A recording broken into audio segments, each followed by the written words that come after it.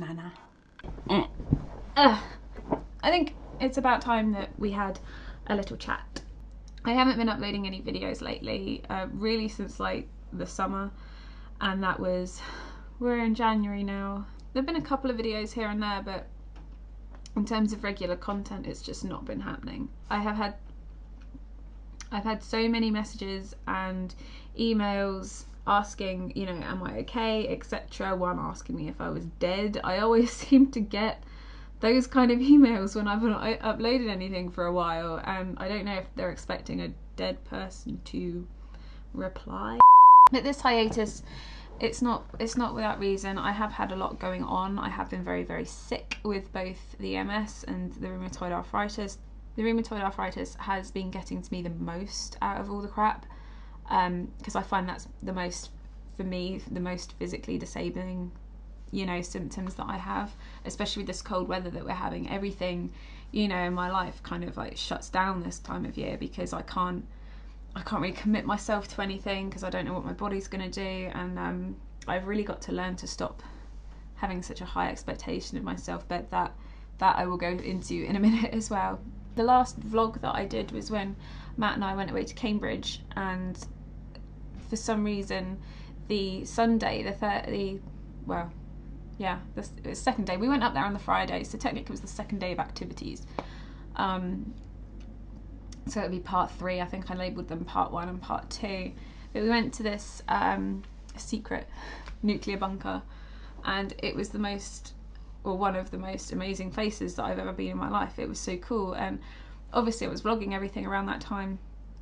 I was so excited to show you guys, really, really excited to, you know, get home and edit and do it, but I don't know, I got home and I kept putting it off, and then that became a kind of cycle. I was putting it off, I realised, because, you know, the situation that I was in at the time, it wasn't perfect, you know, I was sick, I wasn't feeling right, and I'd rather upload nothing. But the point is, if I'm not feeling it, I'm just not feeling it, and I lost reasons to make videos. It wasn't like we weren't like doing much. We have been very, very busy over the past few months doing some really cool things, but I don't know, something was just the ProMix video that I did was helpful because I could no longer do it for myself. Basically, I couldn't do it for myself, and I had to find reasons to make videos, and situations had to be perfect, etc. But you know, when you're reviewing products, it gives me something to do for someone else, and that would give me the motivation to do it. But for some reason, I still, you know, didn't really. I could have used that and gone, okay, well, I'll just start reviewing stuff again. But I had then nothing to review, and I probably did in hindsight, but I don't know, when you get like that, it's like nothing's perfect. Nothing is fucking perfect. It got really hard and frustrating, and I ended up with a kind of love-hate relationship with YouTube that I still have now, if I'm being honest. I am sorry that I am so fidgety. I'm so uncomfortable on the sofa. This is like the worst sofa in the world. It's just, there's no support whatsoever, and I've got a million cushions underneath me, I've got a million cushions behind me, and it's horrid. Also in the late summer and autumn, I was going through quite a bit personally. Not there was no real drama, but I was going to therapy and getting a lot of help for issues that in the back of my mind I knew I had, but I'd never had the right. I've been through therapy loads of times. I've been through childhood therapy, adult therapy, all things like that, but I never found one that really worked for me, and I never had a real intensive, you know, ripping all these layers that I made apart sessions. And going through all of that, I had a lot of time for, you know, self-reflection, self-criticism, which I needed to stop, but I was trying to break the habit of a lifetime, and I still am. Without going into too much detail about it, my main issues since I was a very, very small child, very small, have all centered around the fact, the habit, the thought that I had never been good enough, and I was out to be accepted by absolutely everyone, and it was like I was out to not necessarily impress everyone that I ever met, but I wanted people to think nicely of me and be accepted and be liked for a start. And I struggled with that all through school, all through, high school, all through college, work. I can go back as, recent as a few months ago and yesterday. Like I said, I'm still going through all of this, and I have to really accept the fact, what my therapist said, in that if I've been doing this all my life for 27 years, I cannot break that habit quickly. It is something that takes years and may never even be perfected. So there's a lot of acceptance that, I've been having to do, and through all of that was going on, it was like a period of almost like I was being reborn. And I know that sounds really corny, but when you finally hit the nail on the head of, they've always tried to patch everything up. That's the only way I can describe it. Through my life, like I said, I've had help, not very good help, because it never got to the real cause of these problems. It was basically trying to, patch up and put a plaster on the symptoms of the main cause, which luckily, through this intense therapy that I had with my fantastic therapist, suddenly that was it. I've never felt good enough. That was it. Something so simple that I didn't realise had so much of an effect on every single aspect of my life. One person that I could never please and never feel good enough for, and the one person that I was out to impress was myself.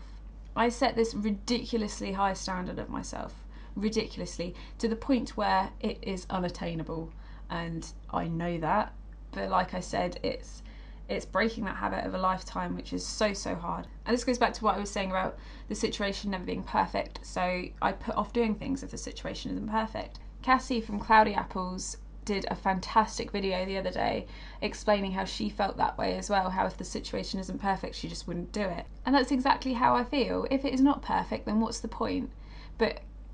And the way that my therapist made me realise that this was an unattainable goal and I will never get there is because as soon as I ever do something that is up to my ridiculously high standard, I will still put myself down for it.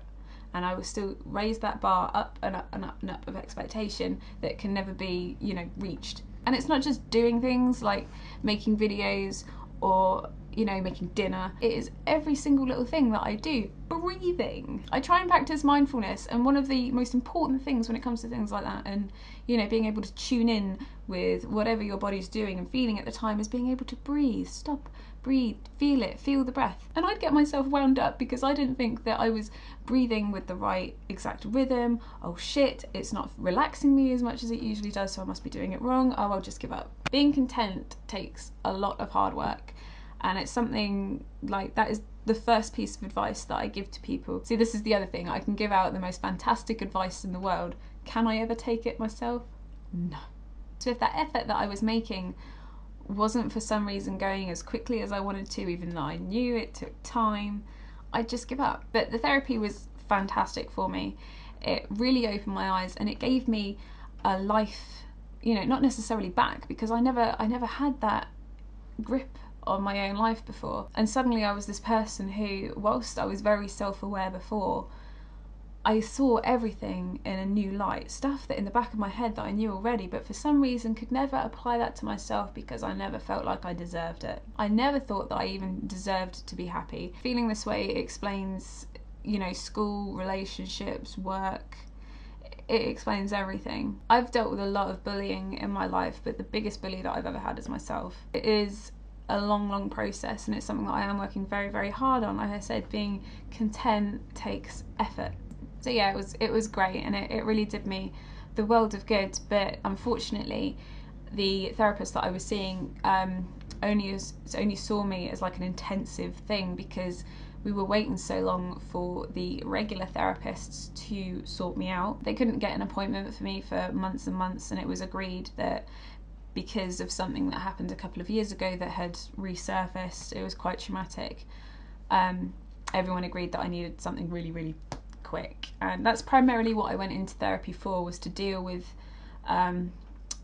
what happened in that specific issue that I cannot talk about. But luckily we got to like the root of the problem and why I ended up in the situation that I did in the first place, and what came from that was this realization of, oh shit, this isn't how you feel, and there is another way of feeling. I could only see that therapist for a couple of months, and it was very, very intense. It was twice a week at least. And then the plan was to pass me over to the care of these therapists that I was supposed to see originally. My intensive therapy stopped in October and it is now January.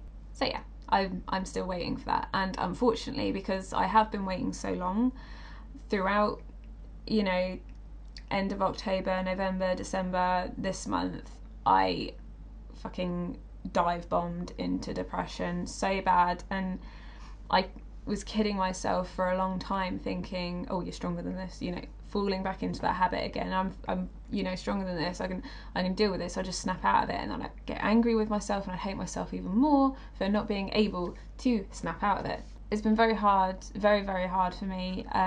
Thank God that I've got my partner and, you know, Dylan obviously, but there was a couple of times where I was in quite dark places. Even though I'd come out the other side of it, I'd still hate on myself for getting to that point in the first place. I'd never give myself a break in anything. But right now I'm at a point where I am suddenly afraid to go out the house, and I'm putting things off because not necessarily social anxieties in the traditional sense of the word. It's so hard to explain, so hard. On a day-to-day level, things like driving. Suddenly I've got shit scared of driving again, and I loved driving. I absolutely loved it. I was one of those people that just drive around for the sake of driving around. Yeah, diesel's expensive, but fuck it. I'd be in town like all day, every day, all of my spare time. I'd be out and about doing things. With the being scared of driving, I have doubted my driving abilities since I stepped into my driving instructor's car. I remember my first driving lesson and I was at the point of tears. I was so scared. I was shaking.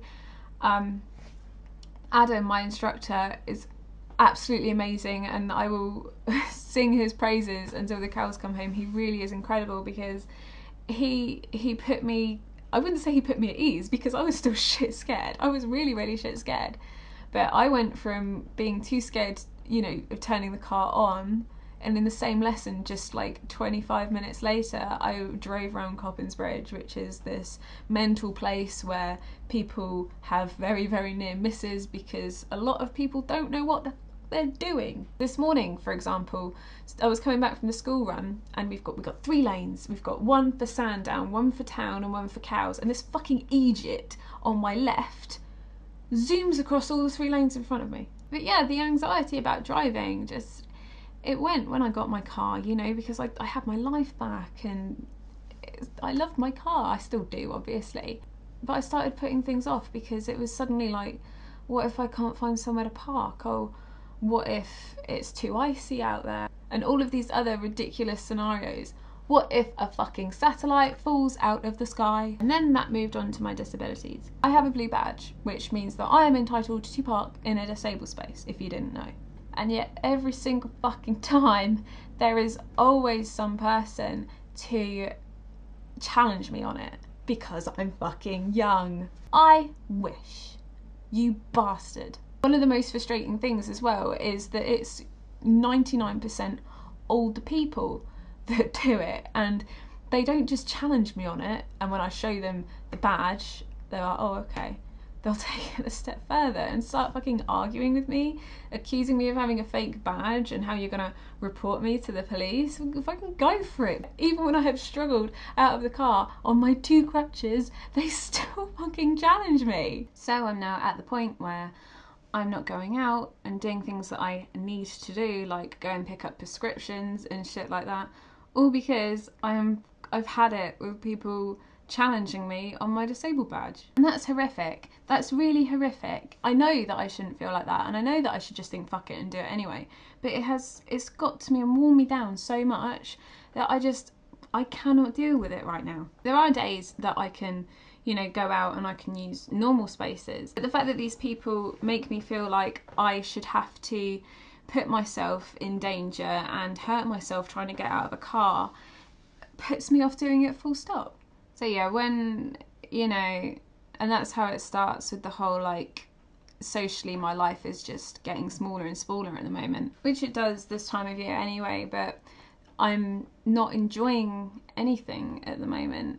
And I stopped going to my burlesque practice completely because I didn't want to build up that resentment. I didn't want that negative feeling surrounding this, because then I might not go back at all. So I thought, no, just leave it, just have a break. But it's other things like making videos that I used to love doing that for some reason I can't do at the moment. Over the past week or so, I have made this, promise to myself that I should, whether it feels uncomfortable or not, just try and push myself into doing things anyway. I think if I apply a little bit of that to things like making videos and keeping in touch with you guys, also like really cathartic as well, because I know a lot of you have been with me for a long time. Yeah, I'm getting there. I'm getting there. Normal service will resume shortly, I'm sure of it, and maybe I will upload another video later. I will, however, finally get round to editing the bunker video, because I'm excited to go over that again, and there's some very happy memories of that weekend. So that's my little ramble. I am sorry that this has been one boring ass video, but I needed to get it all out because A, it helps me, it's cathartic, and B, there are people that want to know everything and want to know how I'm feeling and what's going around upstairs. And I'm going to set myself a challenge this weekend. Today's Friday. I have decided that I will push myself, force myself to vlog this weekend. It will probably be Sunday because tomorrow I am not doing much. My other half is in Berlin at the moment and he booked his flight so late he could only get back on the Saturday. So yeah, tomorrow's going to be a very boring day. I'm going to go now because I've really rambled way too long. But thank you to everyone that has got in touch, and yeah, normal service will resume shortly. I will see you at the weekend.